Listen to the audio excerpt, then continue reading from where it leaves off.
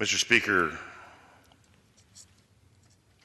39 years ago, a collective nightmare was foisted upon the people of the nation of Iran. And so, when roughly 2 weeks ago, while on recess, I became aware of the courage manifest in action of the Iranian people in standing up to a brutal totalitarian regime, I immediately contacted our office and suggested that we secure this hour of special order and reached out to a number of my colleagues, several of whom join me today, to speak loudly and clearly on behalf of the United States and the nearly 6 million people represented by myself and the individuals who will speak here today in support of those who would stand up and risk their very existence for those most basic human rights which we as Americans take tragically for granted. As I stand in this well, Mr. Speaker, in cities that the bulk of Americans have never heard of, in Isfahan and Karaj and Tabriz and Mashhad, in Tehran, indeed, tens of thousands stand in the face of a regime with a record of destroying not only freedom but life itself in the instance of those who would stand up and demand freedom. Stand up and demand basic human rights and dignity, Mr. Speaker. To put this into perspective, if you were to take the population of the nation of Iran circa 1979 and compare it to the population of the United States circa 1941, and then align the numbers of Americans killed in combat during the entire Second World War, it would proportionally be roughly equal to the number of people who have given their lives at the hands of the brutal Iranian regime inside the borders of Iran. Think about that for a moment. Roughly 60,000 during the coup d'etat revolution in 1979, about 12,500 from 1981 to 84, almost 33,000 during the 1988 uprising.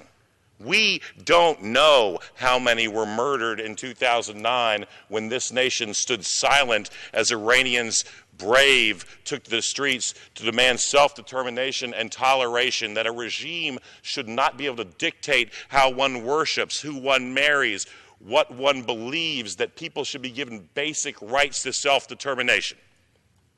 And so today we know very little about what's going on in Iran, except for the brave women and men are confronting challenges that we, by virtue of the fortune of our birth as Americans, will hopefully never have to confront.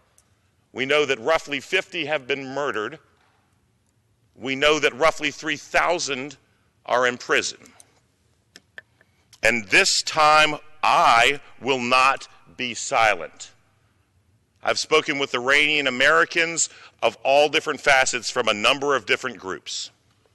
I ask these Iranian Americans, as well as those resisting within Iran and Iranians dispersed across the globe, to set aside their political differences and join together for the common goal of deposing a regime that murders its own sons and daughters to a tune that is comparable to the total number of American combat deaths during the Second World War. Enough is enough.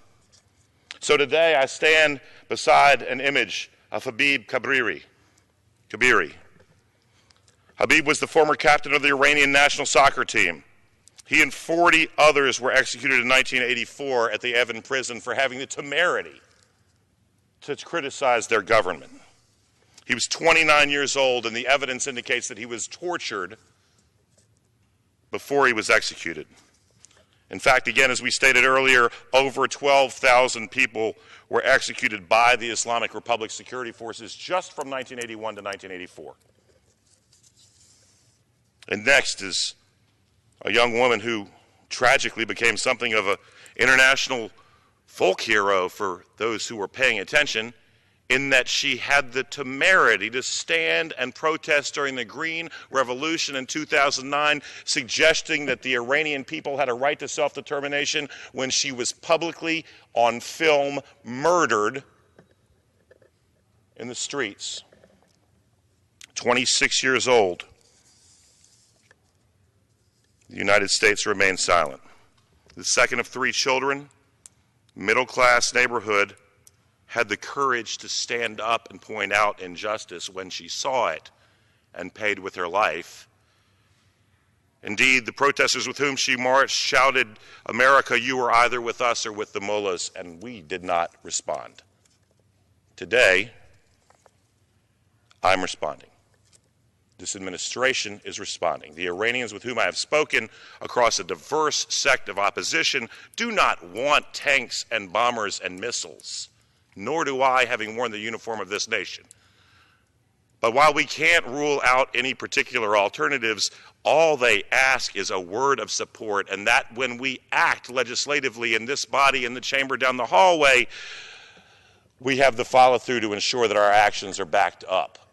That unlike the 90s when the Iran Sanctions Act was passed, we don't let our so-called European allies turn a blind eye as their corporate entities continue to do business with the IRGC that uses the money generated through this business not only to murder their own citizens, but to fund the likes of Hezbollah and, fast forward to current day, create instability, peril, death, and destruction literally across the entire region from the Mediterranean to the Khyber Pass. And there is no blind eye being turned this time.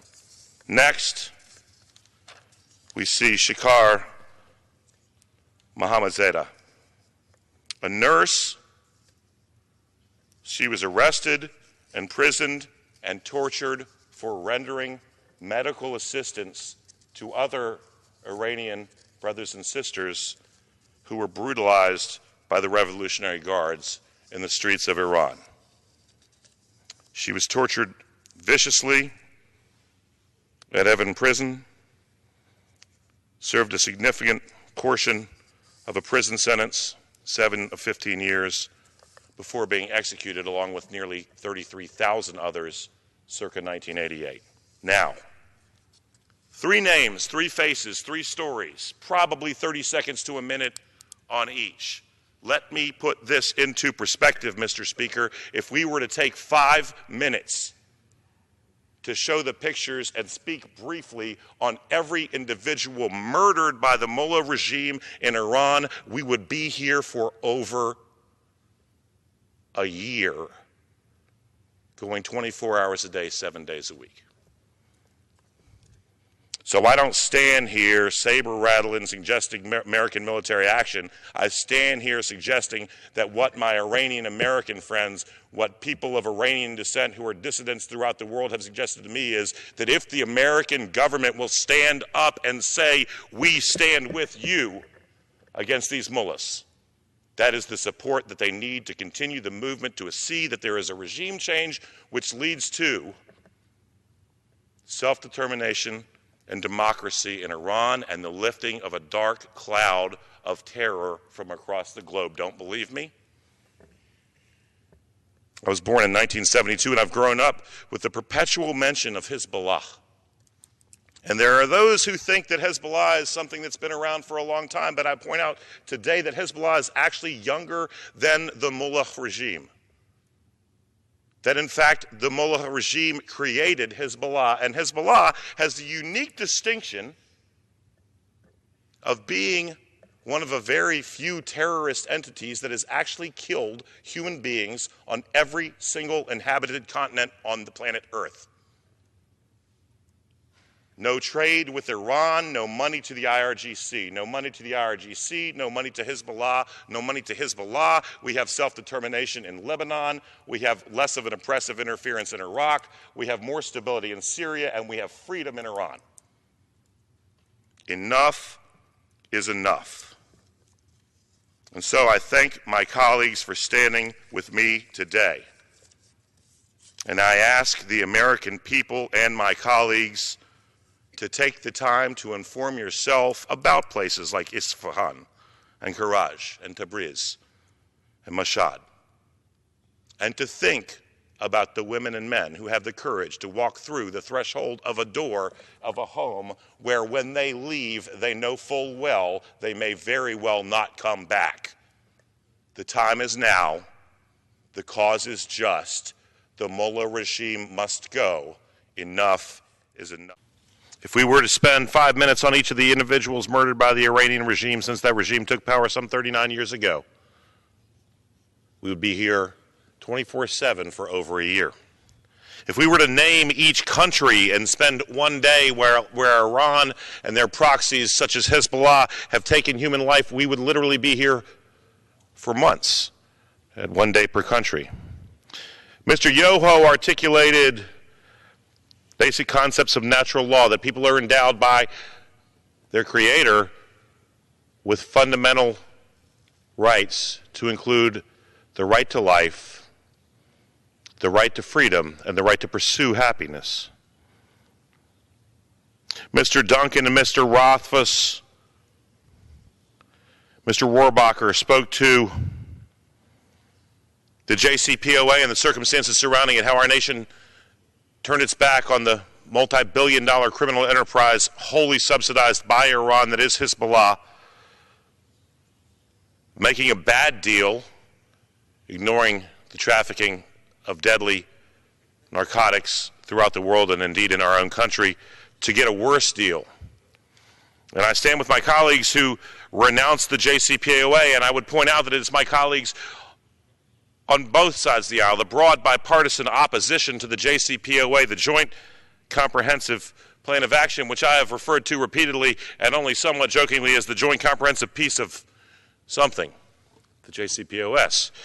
But if you want to see the JCPOA go away, the best way to do that is to empower the people of Iran to empower themselves, and that is why I thank my colleagues, one and all, for standing with me here today to speak cloudly. Mr. Speaker, clearly, Mr. Speaker, it is my hope that people watching at home will take to social media where the youth of Iran have fomented this revolution, that hashtags such as Free Iran and hashtag Free IranProtests and hashtag Iran will pick up steam, that the world can communicate with those who risk their very lives to assert their basic fundamental creator-granted rights of life, liberty, and the right to pursue happiness